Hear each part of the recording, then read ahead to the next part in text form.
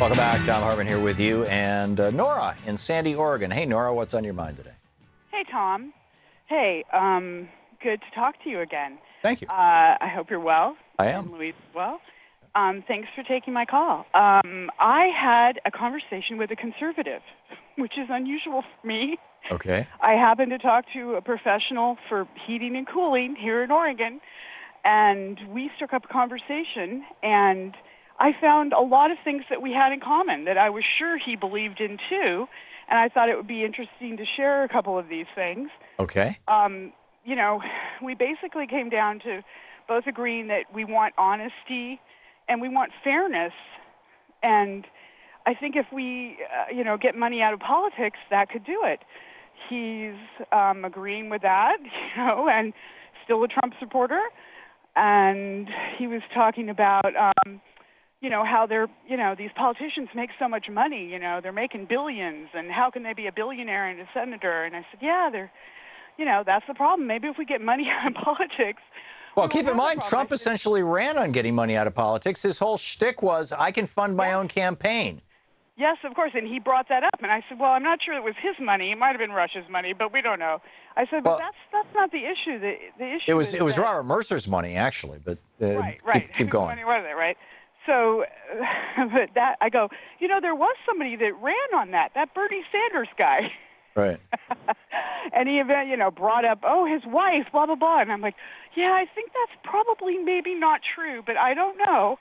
But, yeah, the whole idea, Well, it may well be that Bernie's wife made a dumb decision as president of that college in Burlington to expand the college at a time in 2007, 2008. I think it was during the big boom, when everybody thought the economy was going to continue to grow forever and expansion seemed like a brilliant idea.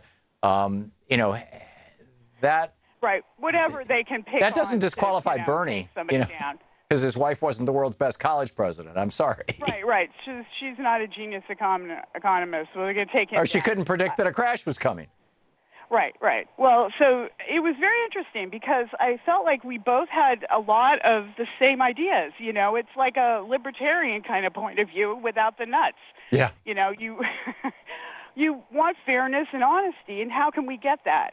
And I said, well, if they take your health care away, you may change your mind about Trump. And, I can only hope that happens. Of course, I don't want that to happen. But if we could get single payer going, that might win it for us if we could all get behind that. I'm not seeing the Democrats doing that. I'd like to see that.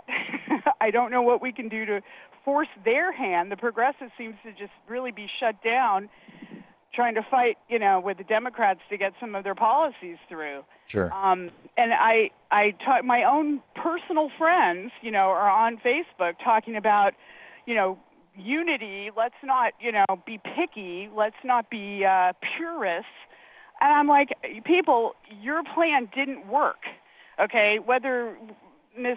Clinton got many more votes, it didn't work. Let's try something else. Let's try something like single payer and money out of politics and free college. Let's vote for the little guy, Yeah, amen. And free college and bring our jobs home. And it's so weird. I got an email from Trump this morning saying that he had brought our jobs home. He had drained the swamp. He'd done all this wonderful stuff. But the fake news and the haters are out to get him. Please send me $250. And it's like, wait a minute. You're lying about what you've done.